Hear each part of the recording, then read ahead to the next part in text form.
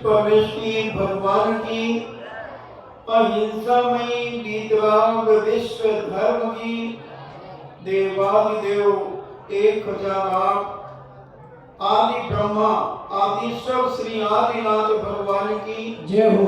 देवादिदेव 1008 चिंतामणि घोरोत्सर्ग विजेता श्री पार्श्वनाथ भगवान की जय हो। देवादिदेव 1008 शासन नायक बाल ब्रह्मचारी भगवान महावीर स्वामी की जय हो। परम पूजनीय आचार्य श्रोमणी गुरुवर श्री कुंद कुंद महामुनिराज की जय हो। परम पूजनीय आचार्य श्रोमणी गुरुवर श्री विद्यासागर जी महामुनिराज की जय हो।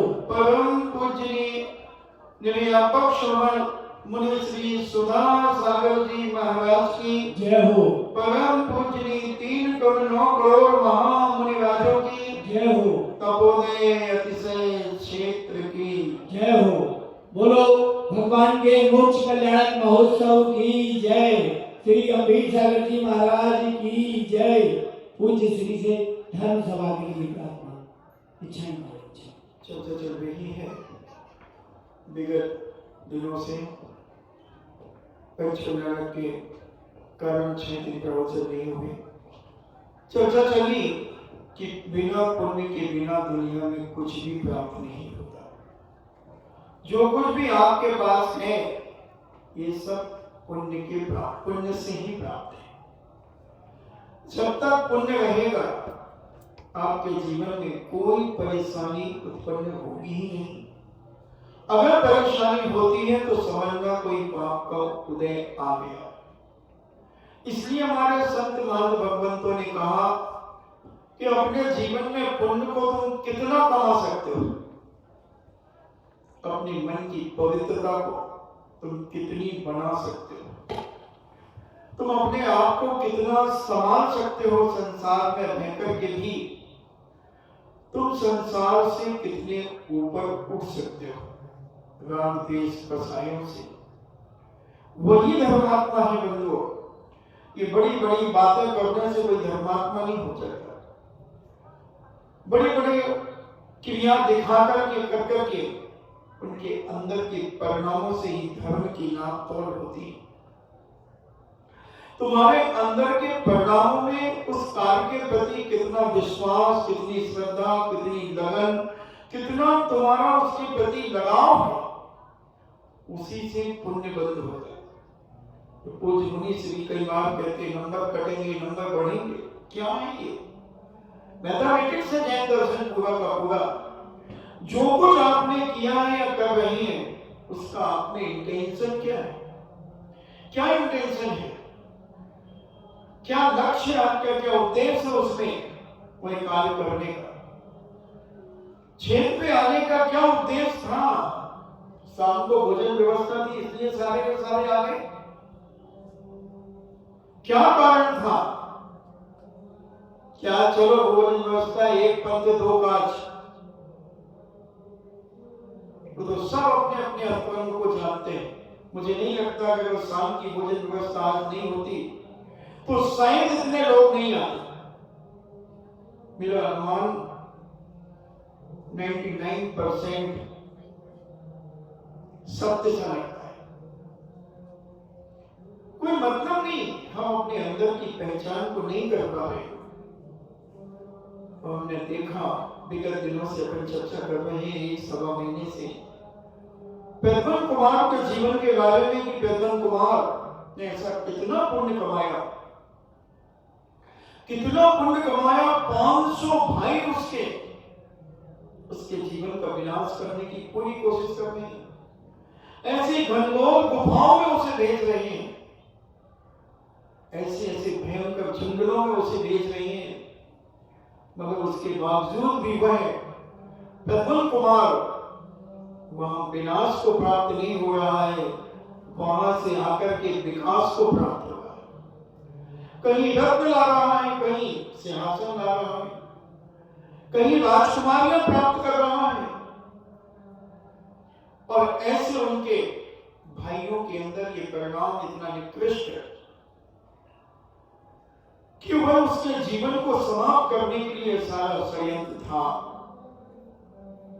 मगर जिसने अपने मन में कभी किसी का बुरा नहीं सोचा, जिसने अपने जीवन में कभी किसी की विनाश करने का परिणाम नहीं सोचा, गिरे से गिरे व्यक्ति को गले लगाने का परिणाम किया है, तुच्छ से तुच्छ जीवों को उठाने का परिणाम किया है, ऐसा वह पूर्ण पर्याय का राजा मधु, जिन्होंने दिगंबरी मुद्रा को धारण करके एक एक प्राणी बाप की रक्षा करने का परिणाम अपने मन वचन काया के अंदर किया और घोर घोर तपस्या की।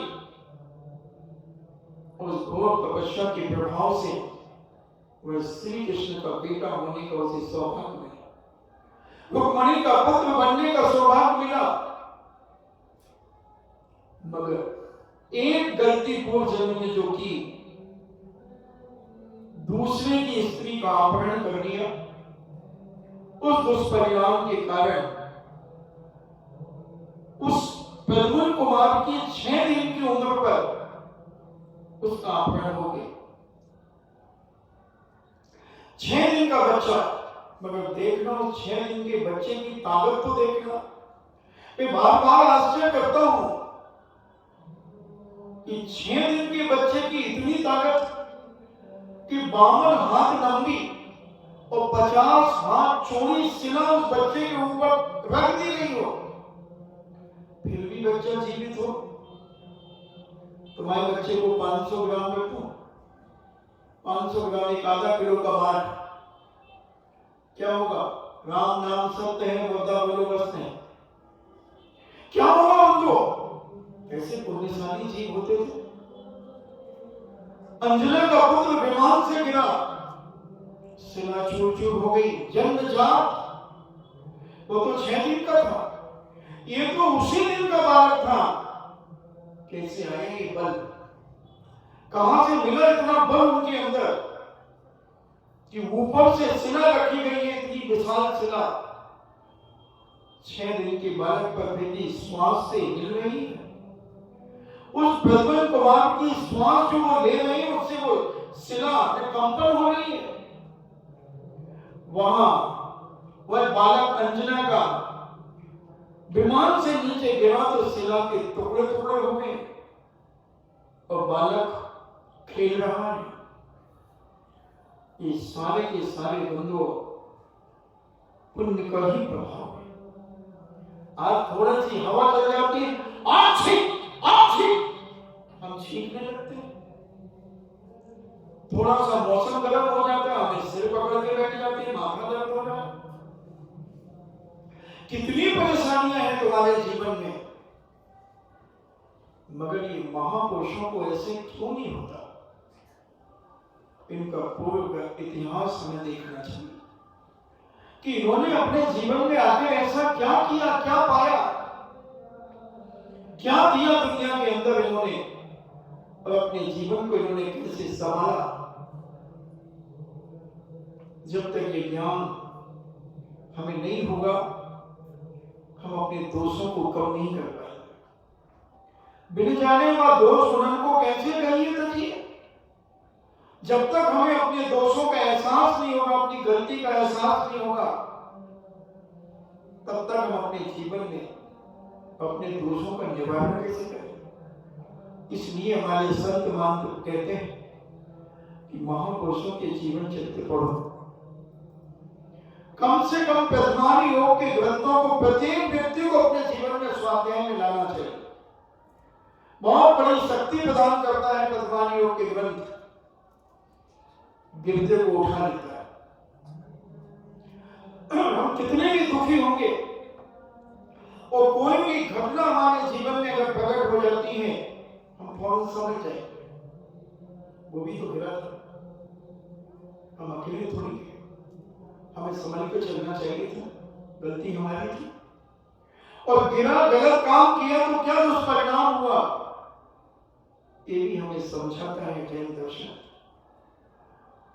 ये सारी की सारी घटनाएं हमारे जीवन में प्राप्त होती हैं, तो हम समझने का प्रयास करें, अपने जीवन को समझाने का प्रयास करें, अपने परिवार को, और जहां रहते हैं वहां के अड़ोस पड़ोस के लोगों को भी बताने का प्रयास करें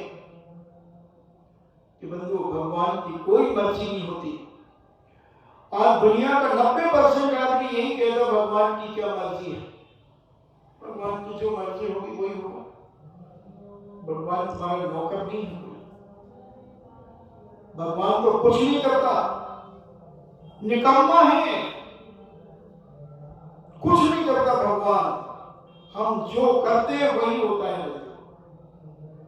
तो भगवान को सुनते सुनते वहां नहीं गए। एक दिन लोगों ने कहा भगवान तुम्हारी क्या मर्जी है। किसान बैठा है खेत को, वो कहते भगवान तुम्हारी क्या मर्जी है, बारिश नहीं हो रही है। जो देखो वही कहता है। तो भगवान ने धीरे से कह दिया कि जो तेरी अर्जी है वही मेरी मर्जी है। जो तेरी अर्जी, जैसा तूने अपने मन में सोचा है वैसा ही होगा। अगर बुरा सोचा है तो बुरा ही होगा, अच्छा सोचा है तो अच्छा ही होगा। तुमने सुबह से शाम तक और शाम से सुबह तक कितना अच्छा सोचा है, किसके लिए अच्छा सोचा है, किस पड़ोसी के लिए तुमने उत्थान करने का परिणाम अपने जीवन में किया है।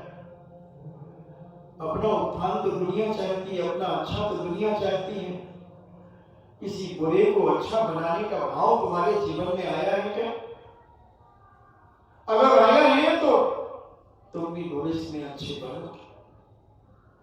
समझना है। बहुत प्रयास किया, घनघोर से घनघोर जंगल में बड़े बड़े सर्प दैत्यों के बीच में प्रद्युम्न को भेजा गया, मगर प्रद्युम्न कुमार वहां से विकास करके ही लौटे, उन्नति से भरकर लौटे, वैभव लेकर के लौटे, राजकुमारियां लेकर के लौटे, 16 कलाएं लेकर के लौटे, अनेक अनेक प्रकार का सब कुछ लेकर के। और पूज्य मुनिवर के पास जाने के बाद तो उन्होंने अपनी, जिसे वो मां समझ रहे थे और जिस मां के अंदर परिणाम खराब हो चुके थे, उसके रूप को देखकर उससे भी 2 विद्याएं प्राप्त कर ली। 2 विद्याएं प्राप्त कर ली उन्होंने। और वह समझ गई कि अब तो ये मुझसे प्रभावित हो गया है, मैं अपनी वासना की पूर्ति इससे कर लूंगी। नारी का चरित्र बड़ा विचित्र होता है, उसको समझना बहुत मुश्किल है, बहुत मुश्किल है बंधुओं। जिसे 16 साल तक जिसे बेटा मानकर के माना हो, पाला हो, और उसके रूप रंग को देखकर इतनी आकर्षित होगी, इतनी वासना से भर गई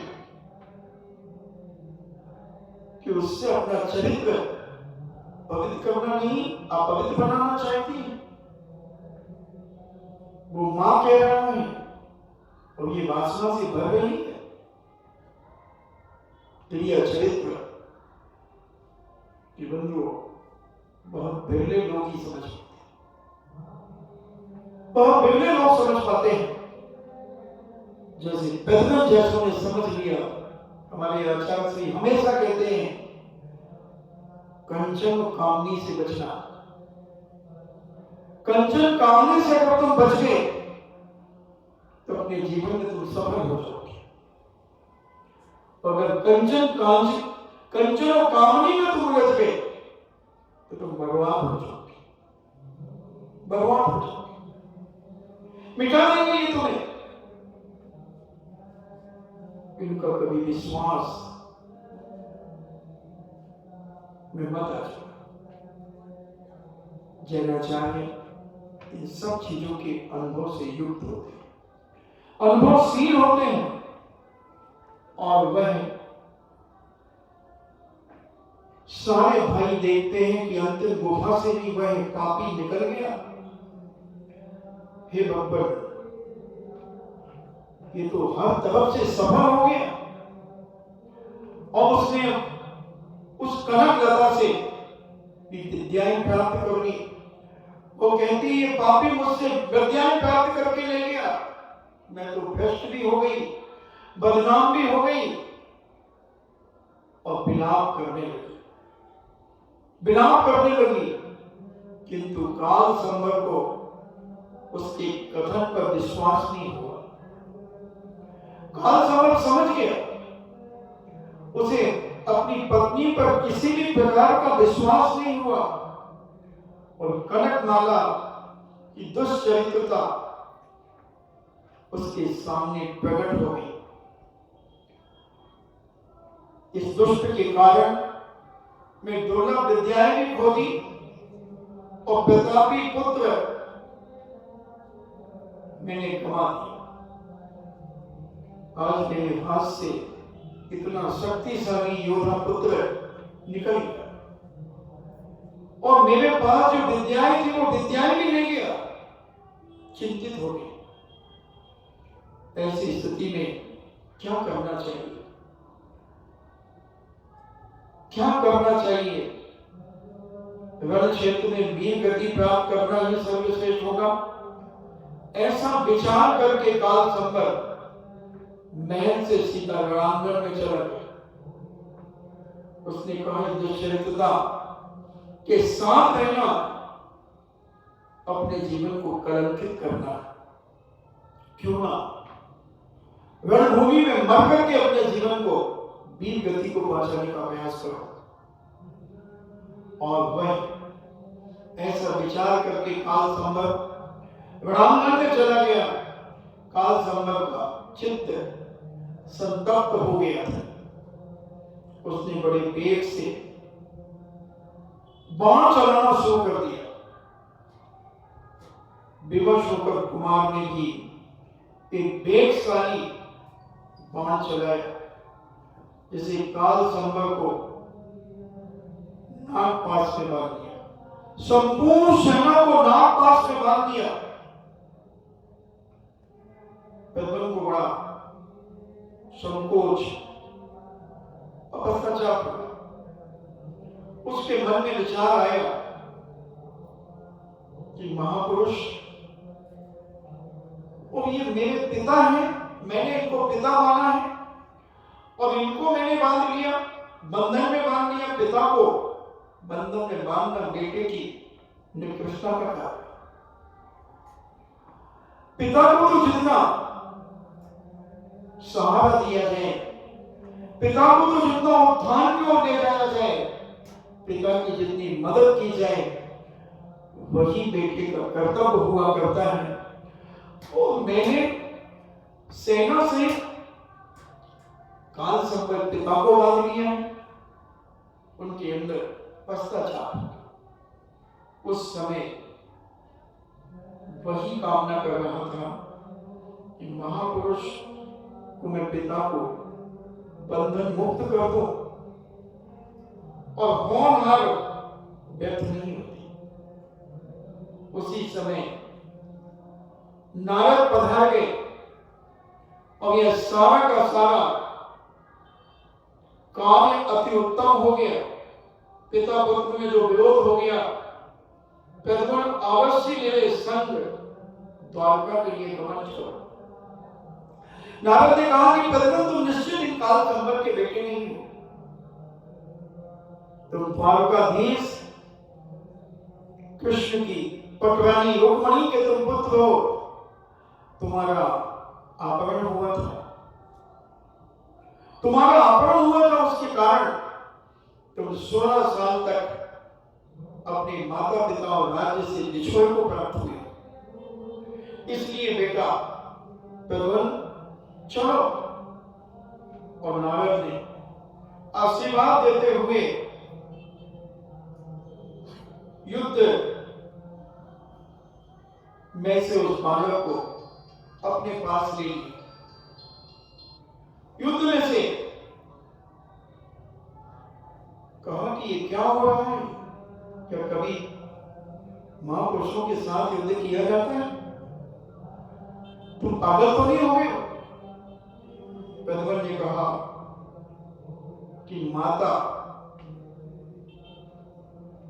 का मिथ्या अभियोग, जो माता ने मेरे ऊपर जो लांछन लगाया है अपनी दुष्चरित्रता का, इस लांछन पर किसे विश्वास है? बिना विचारे ही पिता ने इतना घोर युद्ध खड़ा कर दिया, अनंत कर दिया। और ये षड्यंत्र कनकमाला का सारा षड्यंत्र जब पिता को बताया, तब नारद ने विषाद पूर्वक प्रद्युम्न से घटनाक्रम सुन रहे थे कि आखिर क्या हुआ ऐसा। उन्होंने कहा, ये बस अब मैंने परगामी नारियों के चरित्र श्रवण भी पाप का बंध का कारण है। दुष्चरित्री नारियों के चरित्र को सुनना भी पाप बंध का कारण है। उनकी चर्चा करना भी पाप बंध का कारण है। इसलिए हे प्रद्युम्न, जो हो गया उसे भूल जा, क्योंकि नारी के पास ऐसी कलाएं होती हैं कि वो कब किसे फंसा दे कुछ नहीं कहा जा सकता, और कब किसे गिरा दे कुछ नहीं कहा जा सकता। क्योंकि अधिकतर लोग नारी को सपोर्ट करते हैं, क्योंकि वो रोने लगती है, उसकी रोने की कला बहुत जबरदस्त होती है। जब देख लेती है कि वो कहीं से नहीं बच रही है, वो अपना ब्रह्म शस्त्र, अंतिम ब्रह्म शस्त्र चलाती है। अंतिम ब्रह्म शस्त्र न जाने, मैं सोचता हूं इनकी आंखों में क्या समुद्र है। एक मिनट में बैठे बैठे रोने लगती, एक मिनट नहीं लगता। मिनट तो मैं बहुत बड़ा कह दिया मैंने, सेकंडों के अंदर। अभी हंस रही थी, अच्छी बातें कर रही थी, और एक मिनट दहाड़ मार करके रोने लगे। इनकी माया चाली उस समय देखो जब कोई इनके परिवार में मर जाए, और मरने के बाद महीने, 2 महीने, 6 महीने भी बीत गए, सब कुछ सामान्य हो गया, व्यापार भी अच्छा चल रहा है, खाना पीना सब व्यवस्थित है, और उसी 6 महीने के बाद कोई त्योहार पड़ गया और कोई उनका रिश्तेदार उनके घर पे बैठने आ गया। हो सकता है टीवी फिल्म देख रही हो, मोबाइल चला रही हो, और जैसे ही किसी ने दरवाजा खटखटाया,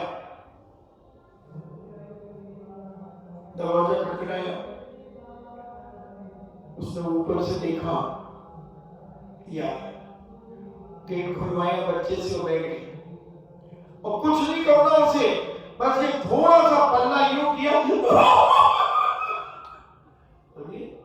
अभी तो तू इतनी बढ़िया देख रही थी, मोबाइल चला रही थी, फिल्म देख रही थी मोबाइल में, अब ये तेरा पाखंड कहां से शुरू हो गया? 1 सेकंड नहीं लगा,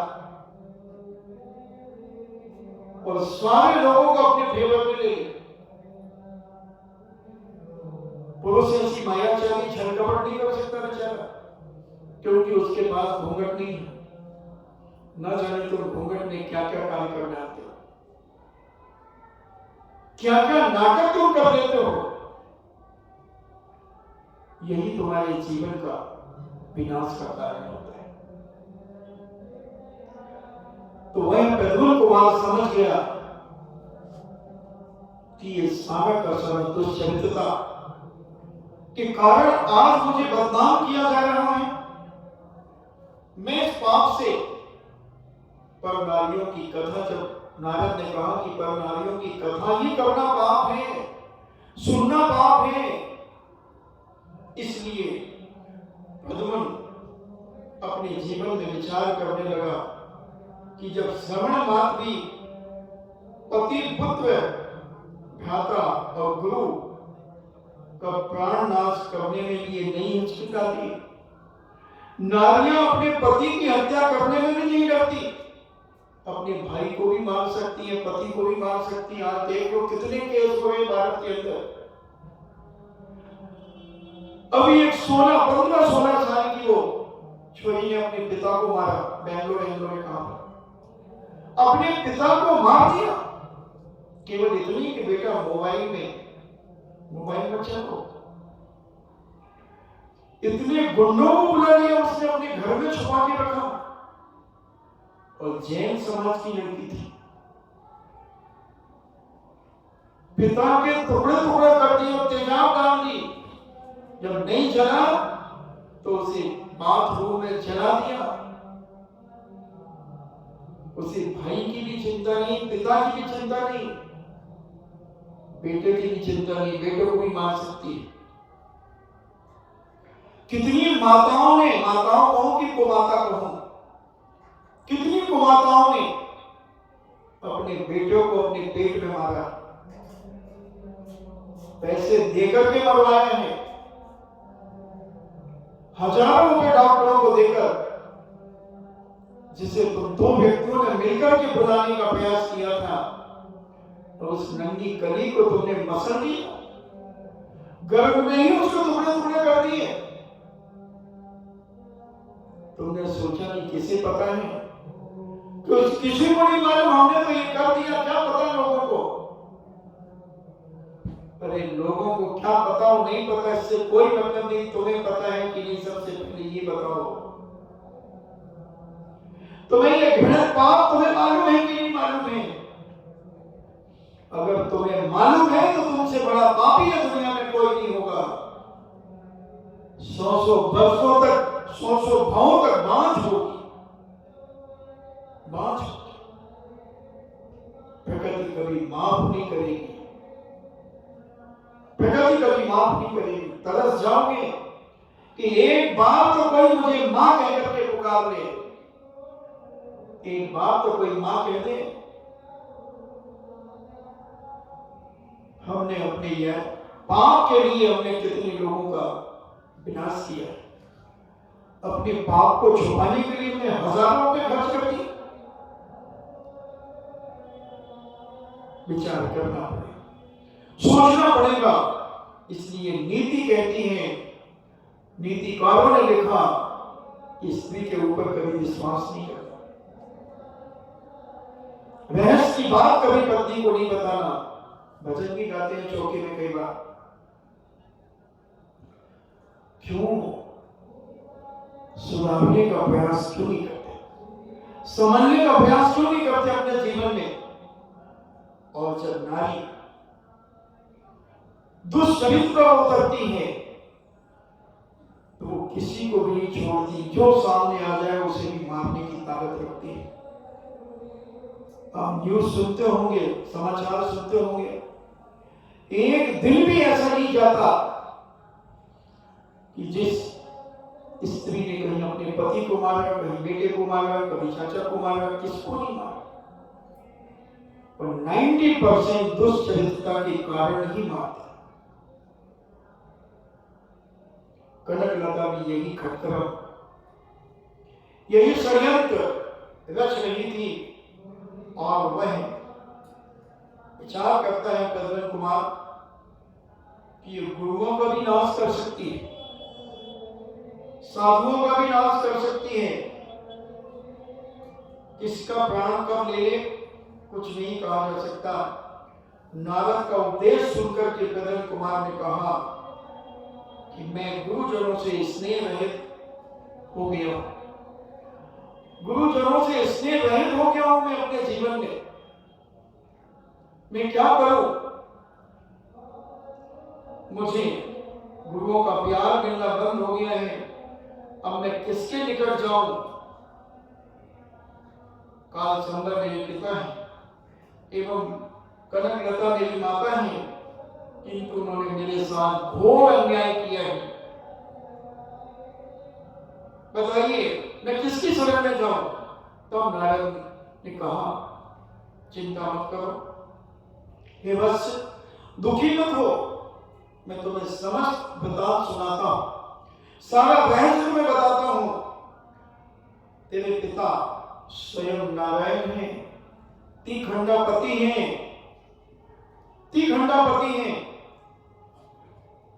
आर्यखंड और 2 विलेज खंड के मालिक हैं, 16,000 17,000 रानियों के पति हैं। तू अपने आप को अनाथ क्यों समझ रहा है, तू अपने आप को ऐसा दीनहीन क्यों समझ रहा है? और यादवों में शिरोमणि है, हरिवंश कुलभूषण है, द्वारका की पटरानी, रुक्मणी के तुम पुत्र हो, तेरी माता है। उन लोगों ने आदर पूर्वक तुझे लाने के लिए मुझे भेजा है। तुम्हें बुलाने का एक कारण अन्य भी है, जिसे मैं तुम्हें कहता हूं, तुम सुनो। तेरी माता सत्यभामा, उसकी सौत बड़ी विरोध में है, इसलिए तेरे संग मैं प्रस्थान करना चाहता हूं। अपनी वंश गाथा सुनकर प्रद्युम्न को पूर्ण संतोष हो गया। उन्हें नारद के प्रति अगाध विश्वास हो गया। प्रद्युम्न ने पालक पिता श्री काल संभव से कहा कि मुझे मुक्त कर दीजिए एवं समस्त सैन्य को मैं चेतन कर देता हूं। और काल संभव की सेना को उन्होंने चेतन अवस्था में लेकर के आ गए। उस समय ग्लानि बस काल संभव ना तो प्रद्युम्न को कुछ कह सके और न नारद को। वे निःशब्द हो गए और नगर को लौट गए।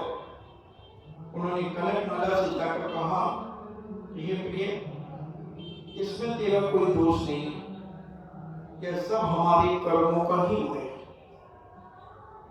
काल संभव एवं रानी कनकलता जब वार्तालाप कर रहे थे, उसी समय 500 पुत्र वहां पहुंचे। उन्हें कुमार ने बालिका से मुक्त कर दिया, क्योंकि वो बालिका के अंदर उन 500 को ले जाकर और ऊपर से पत्थर रख दिया था। मुक्त हो गई। सारे नगर में कनक माला की दुष्चरित्रता की ख्याति फैल गई। चारों तरफ उसके पाप और अत्याचार की चर्चा लोगों में होने लगी और कहा जाने लगा, पाप गुप्त नहीं रहता। कितना भी पाप तुम छुप करके करो, कभी न कभी वो पाप उजागर हो जाए।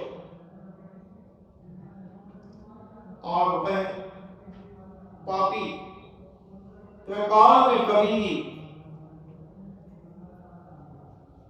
धर्मात्माओं का अंत नहीं कर सकता। पापी कभी विजय नहीं हो सकता और धर्मात्माओं का कभी अंत नहीं हो सकता। सब पुरुषों को उचित ही है कि पाप का सर्वथा त्याग कर देना चाहिए। पुण्य के प्रभाव से मनुष्य सुखी होता है और पाप के उदय से व्यक्ति दुखी होता है। हम अपने जीवन में जितना पुण्य कमा सके कमाने का प्रयास करें। पाप ही दुख का कारण बनता है और पुण्य से सुख की प्राप्ति होती है। प्रद्युम्न को पुण्य के फल से ही समस्त प्रकार की निधियां, धन दौलत, वैभव, राजकुमारियां, ये सब कुछ प्राप्त हुआ और सर्वत्र से विजय प्राप्त हुई। नारद ने द्वारका जाने के लिए प्रस्थान किया, मगर कुमार ने कहा कि नारद जी, मैं प्रस्थान के लिए तो तत्पर हूं, किंतु बिना माता पिता की आज्ञा के मैं प्रस्थान नहीं कर सकता।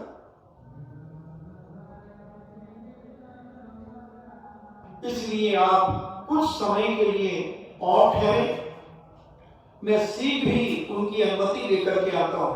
इन्हें काल संभव और कनकमाला को वो अपनी माता मानता था, मगर वो बहस जब उसे मालूम चल गया, फिर वो ये माता और पिता का सम्मान उन्हें दे रहा है और अनुमति लेकर आता हूं। नारद तो वहीं छोड़कर कुमार राज महल में पहुंचे और काल संगत रानी कनकमाला के साथ शोकाकुल अवस्था में बैठे हुए थे। बड़े दुखी हो गए थे, ग्लानि से भर गई थी रानी कनकमाला कि मुझ पापी ने अपनी दोनों विद्याएं भी खो दी और इतना वीर योद्धा प्रतापी रूप लावण से युक्त बेटा को भी खो दिया। अज्ञानी जीव पाप करने के बाद पछताता है, पाप करने के बाद सोचता है, चिंतित होता है, दुखी होता है। और ज्ञानी व्यक्ति पाप करने के पहले विचार करता है कि ये काम करने से कितनी हानि और कितना लाभ है।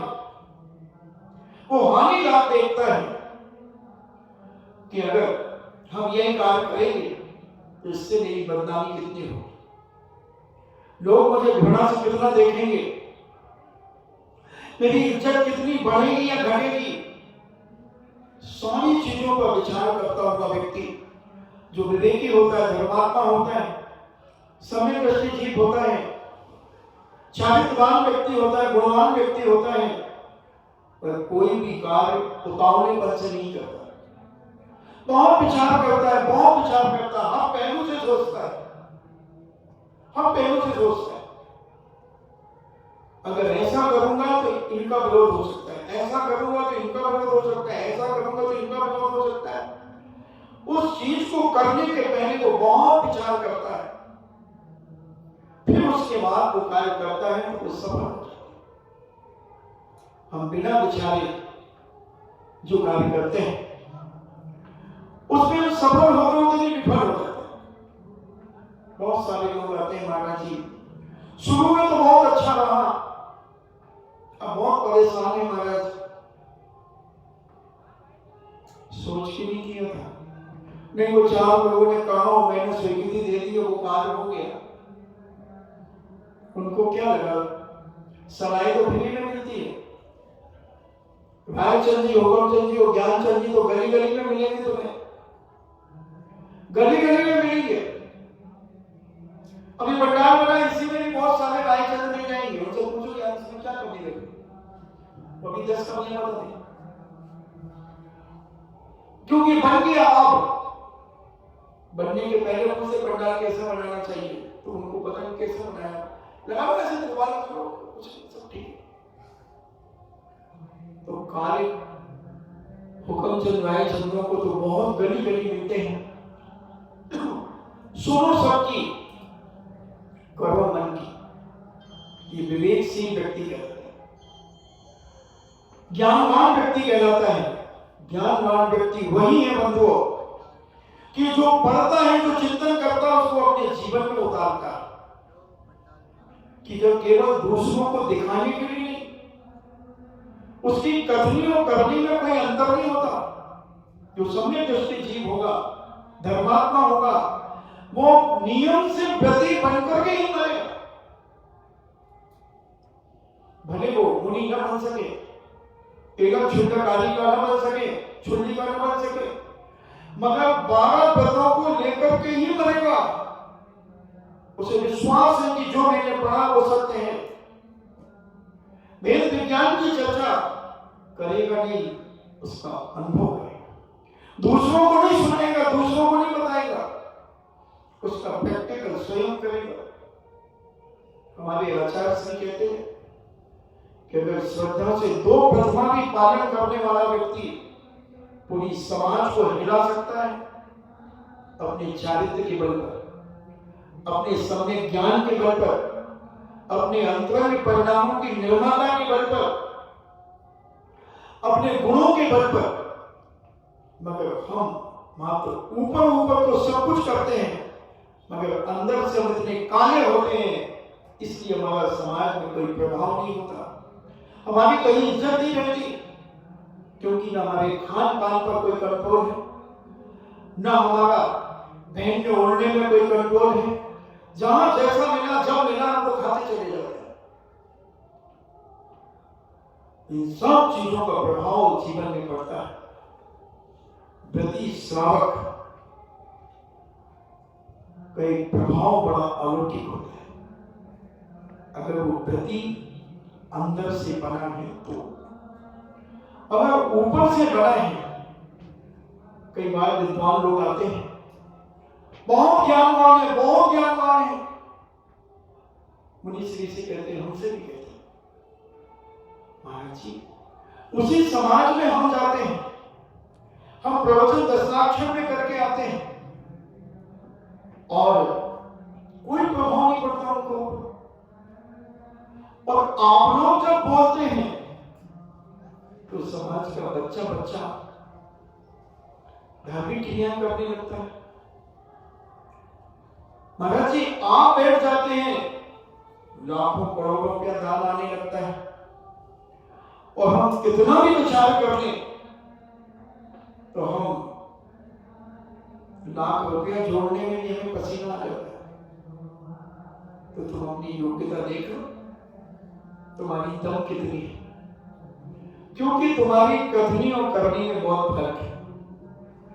तुम जितनी बातें करते हो उसमें से तुम शतांश भी अपने जीवन में नहीं उतार पाते, पर उपदेश कुशल होते हैं, तुम दूसरों को उपदेश देकर अपनी कुशलता का अनुभव करते हो कि मैं बहुत कुशल हूं, मैंने बहुत अच्छा लोगों को समझा दिया।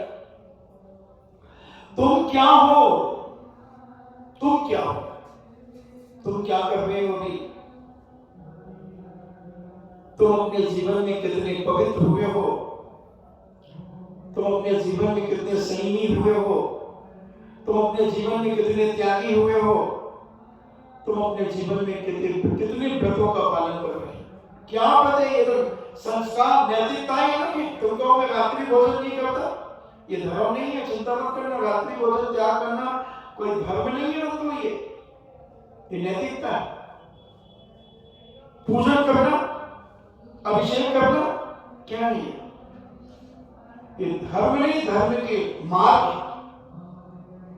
अब हमने उसी को धर्म मान लिया, अब हमने सोच लिया कि हम बहुत बड़े धर्मात्मा हो गए।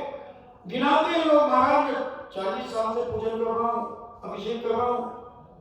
अच्छा हाँ महाराज जी रात्रि भोजन नहीं करते, तो मैंने कहा मेरे पास 50 मुसलमानों की लिस्ट है जो रात्रि भोजन नहीं करते,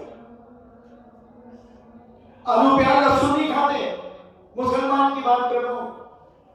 जुबेदा मिर्जा सीकर के अंदर जब गोष्ठी हुई तो वो आई अपनी बच्चों के सहित, उन्होंने देख पड़ा पीएचडी होल्डर है, पूरा परिवार उनका बच्चों से लेकर के माता पिता सारे के सारे, सास ससुर आदि सब रात्रि में भोजन नहीं करते, आलू प्याज लहसुन उनके घर में नहीं आता, कुछ नहीं करते, गलत चीज कोई भी नहीं। तो क्या वो धर्मात्मा हुए? बहुत सारे लोग हैं, मतलब बहुत जगह जगह हम जाते हैं। अभी कल ही एक अजय आया था, प्रश्न किया था उसने, वो भी आलू प्याज लहसुन कुछ भी नहीं खाता, रात्रि भोजन नहीं करता। ये तो सब नैतिकता ही है। अगर तुम कर रहे हो बंधु तो तुम कोई बड़ी बात नहीं कर, तुम्हें तो विरासत में मिला है, उन्होंने प्राप्त किया है,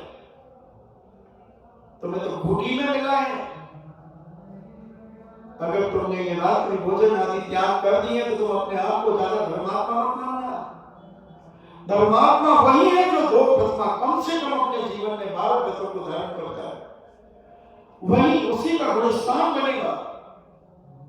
ऐसी श्रद्धाएं तो हमने अनेकों बार कर ली, अनेकों बार कर ली, बंधु इससे कुछ नहीं होगा।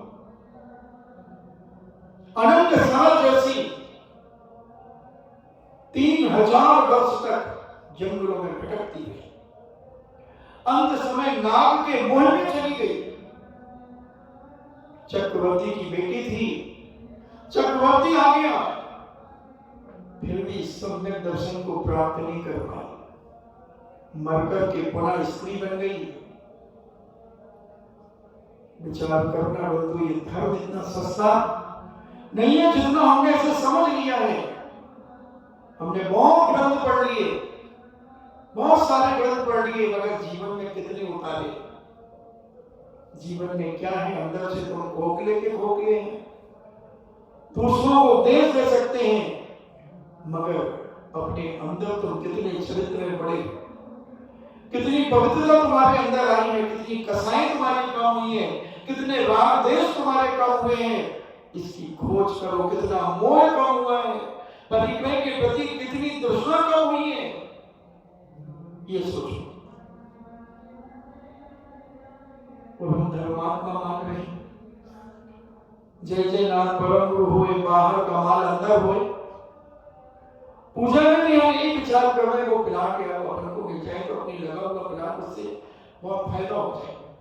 उधर गोदाम बनी, गोदाम बाजू वाला भी बेच रहा है, तो हम एक गुणा भाव दिन भर लगा रहे हैं, परिक्रमा में ही घुस रहे हैं। परिक्रमा आनंद, परिक्रमा बढ़ रहा है, आनंद बना रहे हैं। थोड़ा सा विचार करें, धर्म की परिभाषा को समझने का प्रयास करें। धर्मात्मा बनने के लिए तैयार हो, अग्रसर हो, धर्म को समझें। केवल किताबी कीड़ा बनकर के कोई आदमी धर्मात्मा नहीं हो सकता। बहुत बड़े बड़े लेक्चरर प्रोफेसर हैं जो जैन दर्शन के मर्मों के विद्वान हैं, बंधुओं, अहिंसा पे ऐसा बोलते हैं, ऐसा बोलते हैं कि हम कुछ मुनि श्री के आचार्य श्री को ना बोल पाए, ऐसा अहिंसा पर बोलते हैं। हम 2004 में सूरत में चातुर्मास कर रहे थे। एक कुरैशी जी जो अल्पसंख्यक के कोई नेता, वो वहां पहुंचे सूरत। लोगों ने कहा कि महाराज जी अल्पसंख्यक के हैं और ऐसा वैसा इनका लेक्चर होगा। मैंने कहा ठीक है। करीब 15-20 मिनट तक बोले होंगे। क्या अहिंसा पर बोले, 3 बार तो मैं रोमांच हो गया, मेरी आंखें छलछला गई उनकी अहिंसा का उपदेश सुनकर के। मैंने महाराज से कहा, महाराज इनसे पूछो कि शाकाहारी है, ये अंडा मांस मछली शराब का सेवन करते हैं कि नहीं। तो महाराज ने कहा कि भाई हमारे छुंडक जी की एक जिज्ञासा है, आप अंडे मांस शराब, बोले महाराज जी हाँ कहते नहीं।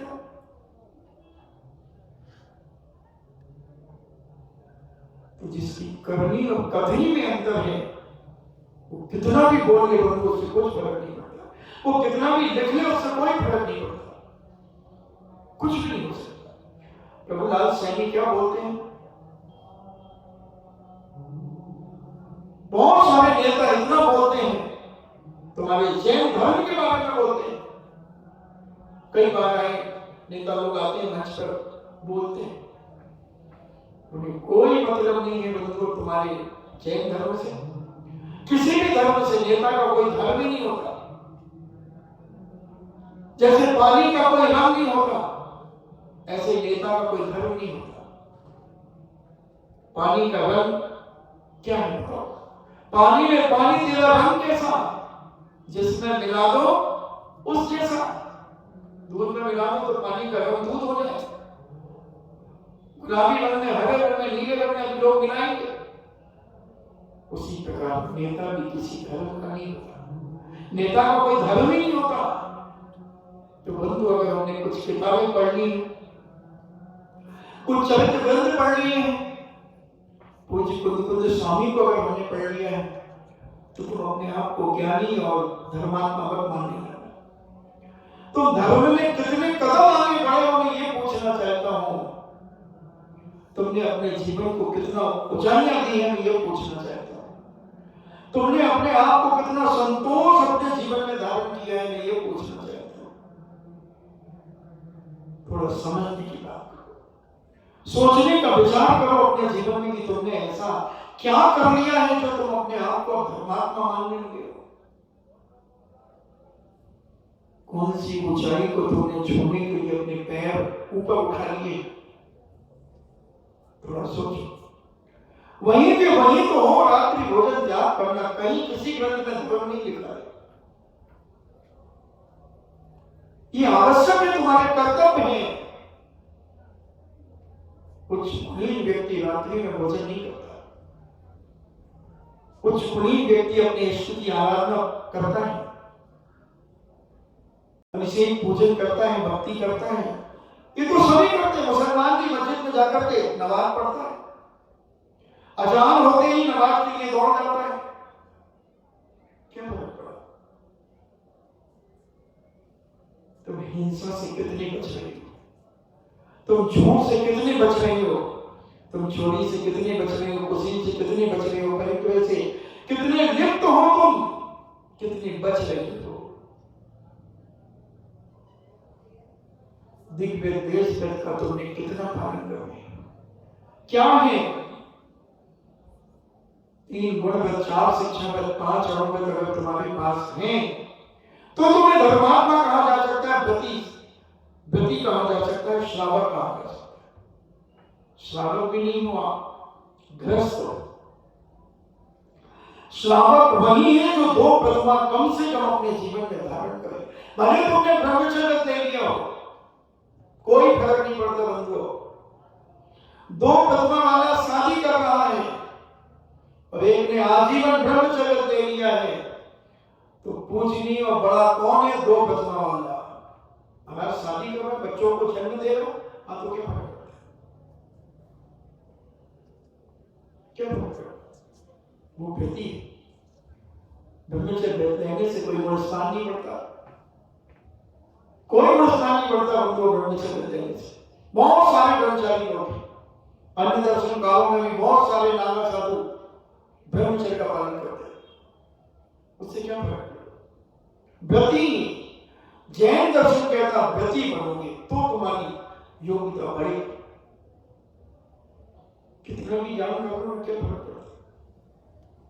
सारे ग्रंथ पढ़ लो, कोई फर्क नहीं। आपका व्रती होना बहुत जरूरी है बंधुओं। आपका समय हुआ है, हम समझने का प्रयास करेंगे तो जिंदगी चली जाएगी। बहुत गई गई थोड़ी थोड़ी भी अब जाए, उसके पहले कम से कम व्रती बनना विचार में आ जाए, तभी तुम्हारा स्वाध्याय करना, पूजन करना, अभिषेक करना, रात्रि भोजन त्याग करना सार्थक होगा। ये मोक्ष मार्ग नहीं है, मोक्ष मार्ग तो ये है व्रती करना। इससे तो क्या स्वर्ग मिल जाए? अभिषेक पूजन से स्वर्ग तक पहुंच जाओगे,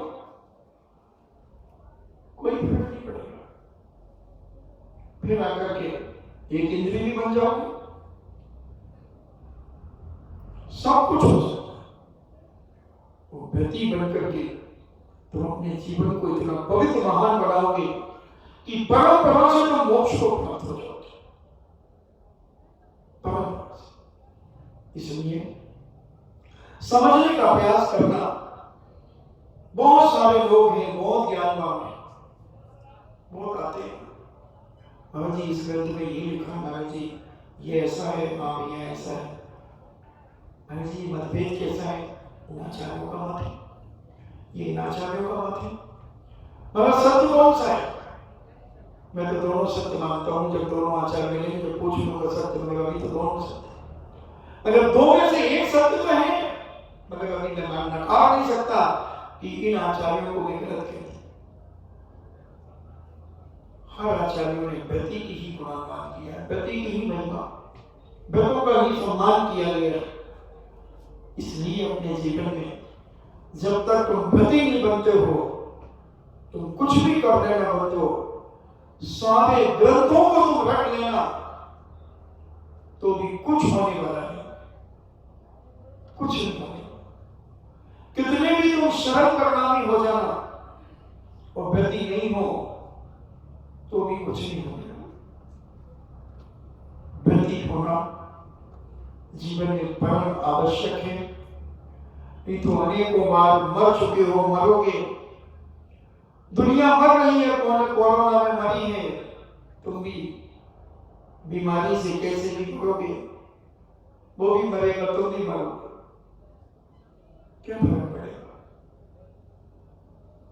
लेटे लेटे अनादिकाल से मर रहे हो, वो मरते चले जाओगे। कभी भाव बनाओगे, हे भगवान मेरी बैकुंठी निकले, मर्थी ना निकले, मैं आदि व्याधि उपाधि से परे होकर के समाधि प्राप्त करके अपने जीवन का अंत करूं, व्रती बनकर के अपने जीवन की समाधि लेकर के मैं अपनी जिंदगी को सफल बनाऊं। गृहस्थ जीवन बहुत जी लिया, रोटी कपड़ा और मकान में बहुत चिंता कर ली, सब कुछ कर लिया, बोलो जिस मंदिर बन जाए मंदिर में शिखर न चढ़े तो मंदिर कैसा लगता है? कैसा लगता है? और शिखर चढ़ने के बाद मंदिर की शोभा भव्यता दिन दूनी रात चौगुनी ख्याति प्राप्त करने लगती है। उसी प्रकार उन्होंने खूब जीवन भर सब कुछ किया, आहार दान दिया, खूब स्वाध्याय किया, प्रवचन सुने, सब कुछ किया, मगर वो वहीं बैठे थे जहां से हमने होश संभाला तो वहीं अभी भी बैठे हैं। हम खिसके ही नहीं रहे, हम चल ही नहीं रहे हैं, वहीं बैठे हैं हम। अगर कोई बच्चा जन्म लेने के बाद रोता नहीं है तो क्या करते हैं? उसे नर्स चिकोटी काटती है कि रोता कि नहीं रोता। अगर रोने लगा है तो बस कह देती बच्चा स्वस्थ है। और बच्चा जब थोड़ा बड़ा हो जाए, 6-8 महीने का हो जाए, वो खड़ा होने का प्रयास ही ना करे तो माता पिता बड़े चिंतित हो जाते हैं। जी इसको 8 महीने हो गए, ये खड़े ही नहीं हो रहा, चलते ही नहीं है, खिसकते ही नहीं है। कितनी चिंता होती है। गाड़ी लाते हैं, पता नहीं क्या क्या उसे खड़ा करने का प्रयास करके वो धम्म से गिर जाता है, धम्म से गिर जाता है। फिर हम डॉक्टरों को दिखाना शुरू कर देते, क्या बात है भाई, ये आदमी, ये बच्चा चल क्यों नहीं रहा है, चल क्यों नहीं रहा है। उसी प्रकार हमारे जैनाचार्य संत महंत भगवत कहते हैं कि ये जैन कुल में जन्म ले लिया इसने। किसी भगवान की पहचान में आ गए, गुरु की पहचान में आ गए, जिनवाणी की पहचान में आ गई, सब कुछ पहचान लिया, मगर थे वहीं के वहीं क्यों बैठा, उठता क्यों नहीं, आगे चलता क्यों नहीं है, ये एक ही जगह क्यों बैठा है चौथे गुणस्थान में। अभी तो चौथे गुणस्थान का भी पतियारा नहीं है, वहीं के वहीं क्यों बैठा है, ये ऊपर क्यों नहीं उठ रहा, गति क्यों नहीं कर रहा, गति क्यों नहीं कर रहा। संदेह है, संदेह है जीवन में। इसलिए बंधुओं अपने जीवन को गति बनाओ। गति बनना बहुत सरल है, बहुत सरल है, हमने कठिन मान लिया है। हमारी 4 उंगली की जिह्वा की चटकारता ने हमें गुलाम बना दिया है, गुलाम बना दिया। हम उसी की गुलामियत अपने जीवन में भोग रहे हैं, खाने में, पीने में, देखने में, सुनने में, यहाँ वहां जाने में हम इसी को अच्छा मान रहे हैं, व्यवहार निभाने में। पता नहीं हम क्या चाहते हैं अपने जीवन में। जिसकी होनहार अच्छी होती है वो बंधुओं अपने जीवन को बहुत व्यवस्थित तरीके से संभाल करके पवित्र बनाने का प्रयास करता है। और व्यक्ति का जीवन ही जीवन है, बाकी तो सब देख ही रही हो। कितने लोग इसी बिजोड़िया में 19.5 महीने, 19 महीने में लगभग 19.25 महीने में मर गए। 10-12 तो मर गए, एक भी गति बनकर के नहीं मरा, एक भी नहीं मरा गति बनकर के। माताएं भी मरी, पुरुष भी मरे, मगर सब असहनीय मरे, असहनीय। सामान्य व्यक्ति भी मरा, अन्य समाज से भी लोग मरे, और तुम भी मरे, दोनों बराबर मरे। क्या फर्क पड़ा? उसे भी जलाया गया, तुम्हें भी जलाया गया, सब कुछ तुम्हारा एक से ही तो हुआ। कुछ मरने के बाद क्या सोचा, क्या जाना लोगों ने तुम्हारे गुणों को, क्या पहचाना, क्या तुम अपनी वसीयत, धन दौलत ही वसीयत है तो सुख डालो लक्ष्मी पापी को भी हो। दुर्लभ क्या है दुनिया में, वो दुर्लभता अगर तुम समझ जाओ तो बंधुओं तुम सफल हो। और दुर्लभता नहीं समझ पाए, नहीं समझ पाए और जीवन का अंत कर लिया तो कोई बड़ी बात नहीं। धन कमाया, सभी कमाते, भूखा तो कोई मरता ही नहीं भारत में, मैं तो चुनौती के साथ कहता हूं। पागल भिक्षुक तो वो बात अलग है, और जैनी तो कभी भूखा नहीं मरता अगर वो अपने देव शास्त्रों के ऊपर अकाट श्रद्धा है उसका और अपने पर कर्तव्य कर रहा है तो वो भूखा नहीं मरेगा। भूखा उठेगा मगर भूखा मरेगा नहीं। तो हमने भी वही किया, उनने भी वही किया, तो फिर क्या अंतर रहा? तुम्हें चैन को जन्म लेने का, देव शास्त्र को मिलने का क्या फायदा हुआ तुम्हारे जीवन में? इस पर विचार करना। आपका समय हुआ। इन्हीं मंगल भावना के साथ सबकी आत्मा परमात्मा बने। जिनवाणी स्तुति। जिनवाणी के ज्ञान से सूझे लोकालोक, सो वाणी मस्तके धरूं सदा देते हूँ धूप। हे जिनवाणी भारती तोर जपो दिन रैन, जो तेरो सरनाम है सो पावे सुख चैन। देव भजो अरिहंत को गुरु सेवा निर्ग्रंथ, दया धर्म पालो सदा यही मोक्ष का पंथ। नवाब नमोगा।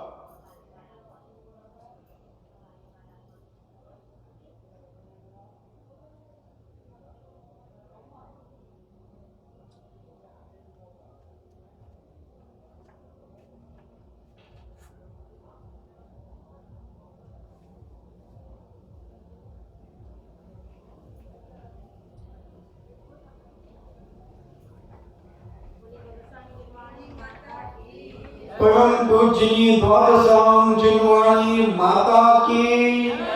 सुत देवता, सुत देवता, सुत देवता।